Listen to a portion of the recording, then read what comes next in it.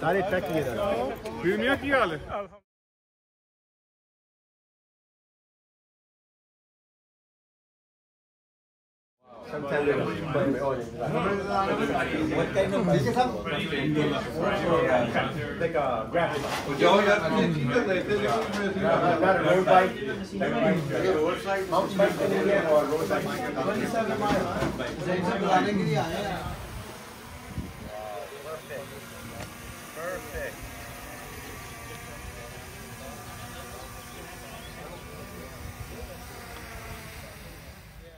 فربكم أعلم بمن هو أهدى سبيلا. إلا الله وحده لا شريك له وأشهد أن محمدا عبده ورسوله.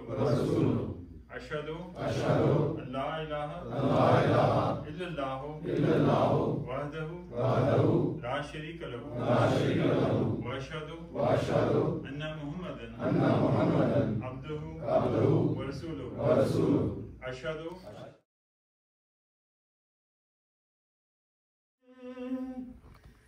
अपने ख्याल में बदतर बनो हर एक से, अपने ख्याल में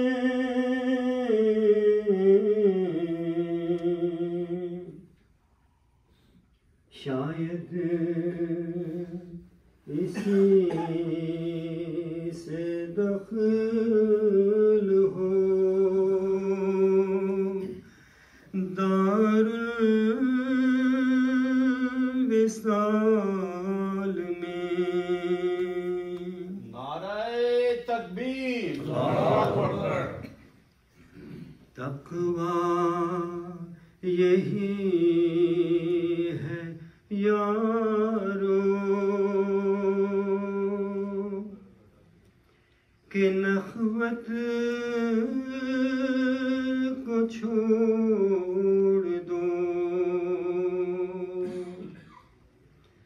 किब्रो गरूर बुख़ल की आदत को छोड़ दो। This alone what constitutes taqwa,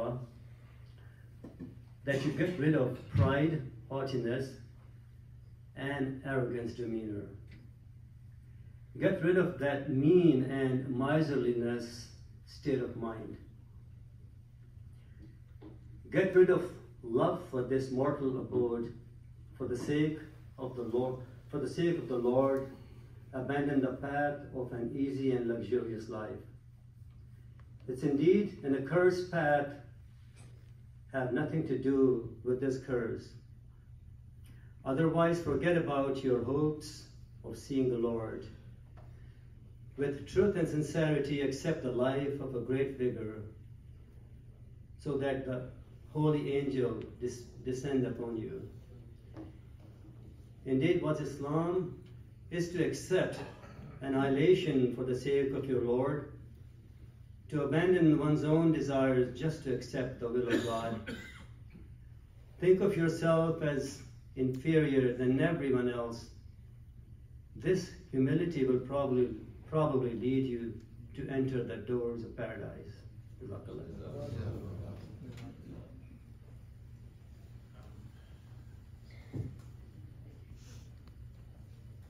Well, Jazakallah, everybody, for coming in today. You took your time off for this Ijtema. I'm really thankful to each and every one of you. I would like to introduce you to Naib Sadr Sahib, who is presiding our regional Ijtema. He came from Indiana this morning.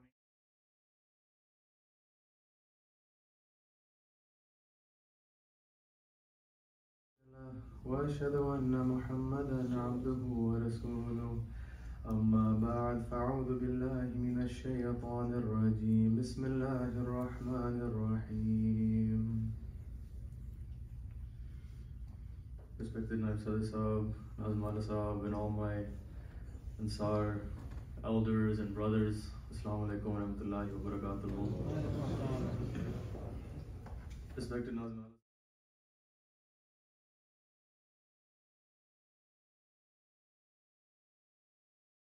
الرحمن الرحيم ومن أظلم ممن منع مساجد الله أن يذكر فيها اسمه وسعى منع مساجد الله أن يذكر فيها اسمه وسعى في خرابها أولئك ما كان لهم أن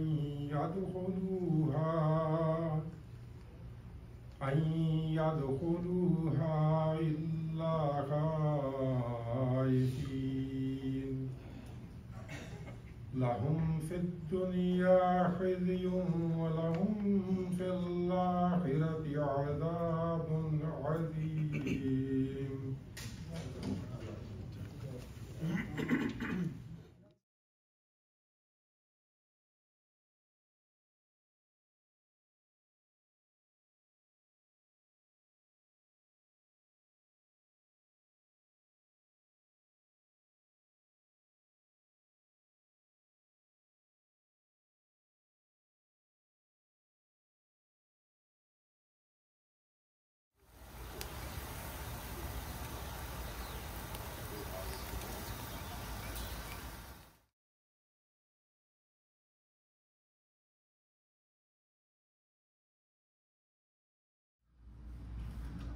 My dear brothers, it is an honor to address you, and I don't take it lightly.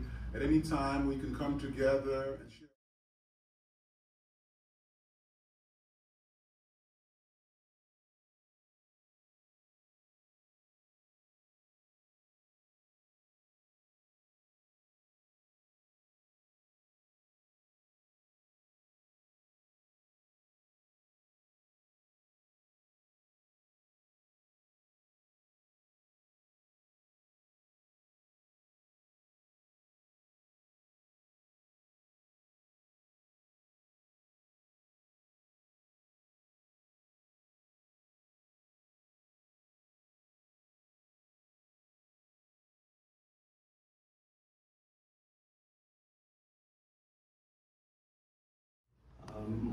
The topic of my speech today is what was the purpose of the Ijtema.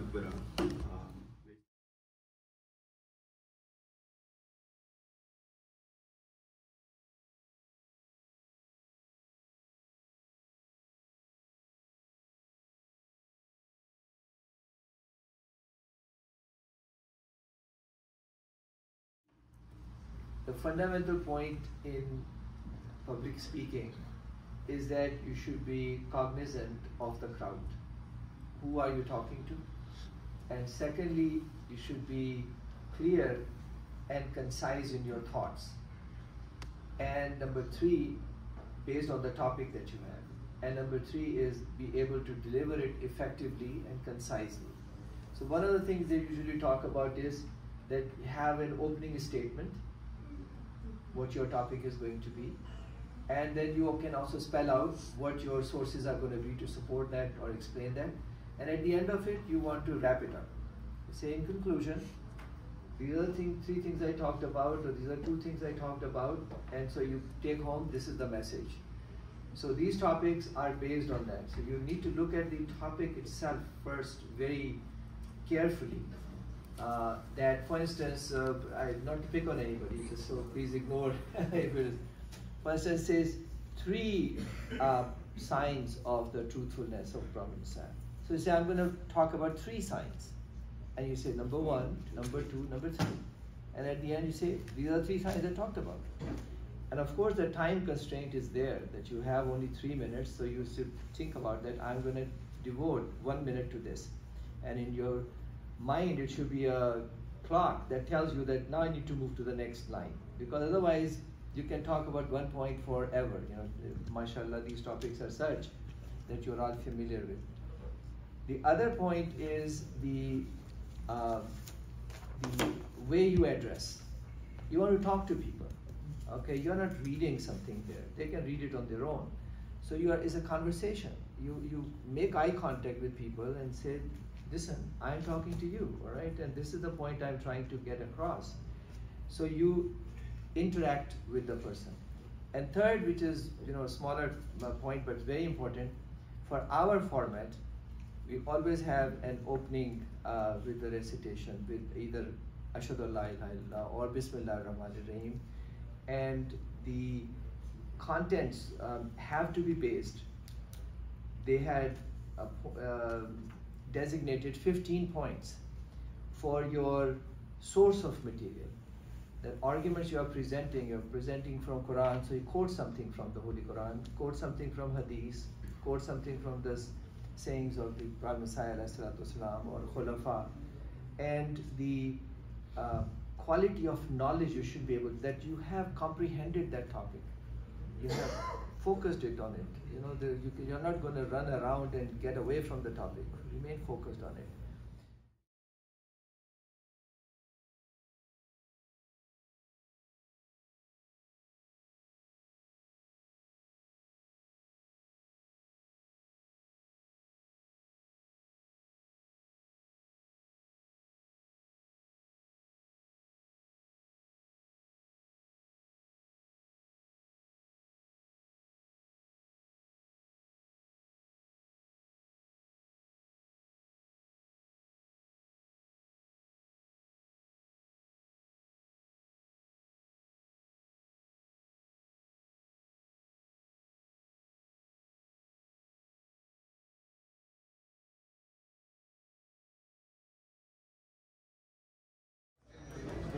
Trust in God, okay.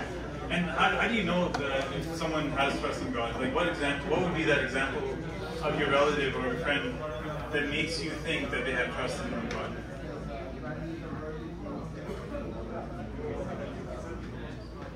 Okay, so he is willing to give preference to his faith over worldly affairs in the hopes that Allah will.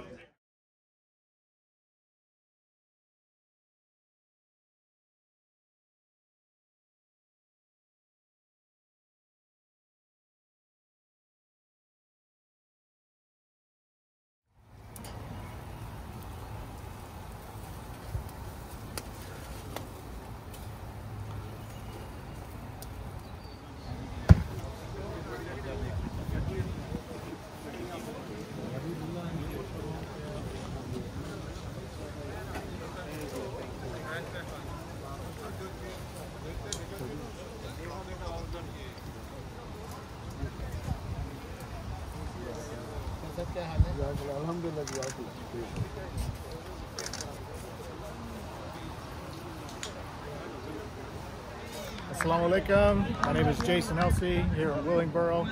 Beautiful sunny day in June. Enjoying a regional Ijtema with my brothers from Philadelphia, North Jersey, Central Jersey. I think Lehigh Valley is here. A couple missionaries from the area. Alhamdulillah, you couldn't ask for a better day. Not only in the weather, but the spiritual brotherhood going on here. So anybody that gets a chance to come out to an Ijtema, don't miss it. Don't miss it. Thank you.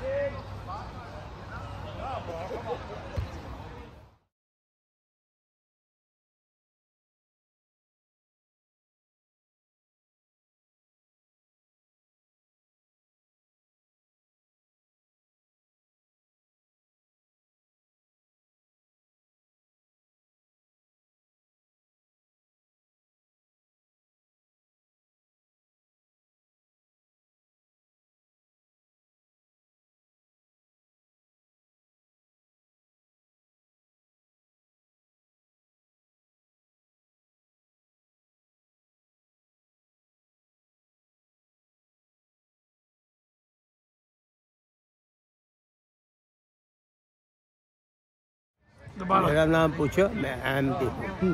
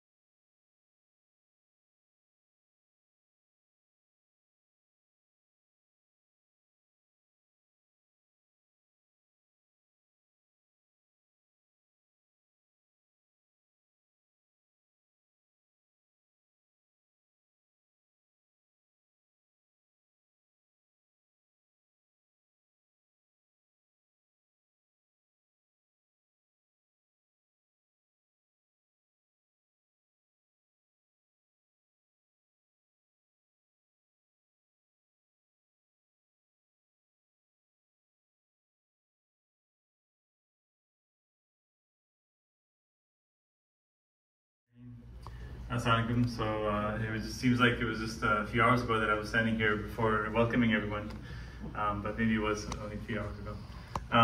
Although I appreciate the fact that more than half of you stayed throughout the whole session. Some of you can obviously make it. Some of could not stay here for the whole time, but I think this is important. We talked about commitment earlier when it comes to achieving something, change, or whatever it is that you're trying to achieve, and commitment is one of those things. And having committed to this event and staying here throughout is a great achievement. Again, I was hoping Nazmi Ala Sahab would take up 4 minutes, and I would only have 30 seconds to wrap it up. The flight is what it is. I'm not too concerned with that. I do want to say the same sentiments that Nazmi Ala Sahab mentioned. In terms of the preparation for the Ijtema, a lot of times we don't see what happens behind the scenes, especially when it comes to like zafat and cleanliness. Oftentimes, we just use the bathroom and we walk out, but we don't realize that there's a person who goes and cleans behind you. Same thing with the food. We eat the food, throw it in the trash bin without realizing that someone has to empty the trash and clean up. And likewise, the Ziafa team. And I feel like even the Ziafa team, there's like layers of recognition. So it's the people who cook the food, there's people who serve the food, and there's people who do the cleanup. And I'm sure there's lack of recognition among that as well. But always remember that no matter whether or not you're recognized at this forum, every action that you're doing is recognized at the forum that is before Allah Ta'ala. So no matter how tiny that effort is, or no matter how grand that effort might be, whether someone is watching or not, Allah Ta'ala is watching, and more importantly, Allah Ta'ala will reward you for that. So that's true with everything, whether it's worship or whether it's any good deed that goes recognized or unrecognized. As long as you have that faith and belief in Allah Ta'ala that He's watching over you, then you will get your due reward for that. And I always mention that there's a hadith that every step you take towards the mosque, Allah Ta'ala rewards you for that. And when it comes to these kind of ijtimaat, sometimes it's convenient for the host majlis because they only have to drive 5-10 minutes, sometimes half an hour, and it's inconvenient for the further majalis. They have to drive long hours, but you get your reward based on that time commitment. So having said all that, may Allah Ta'ala reward you abundantly. Honestly, I mean that from the bottom of the heart. It's not something that I'm saying it because I want to get out of here. I always appreciate, and alhamdulillah, mashallah, what was the attendance? Did you announce the attendance? No, I didn't say nothing. Okay, right, that's why I think you should have taken your time. So 162, mashallah, was the attendance, and I imagine this is probably the highest in a while that you've had, at least, So.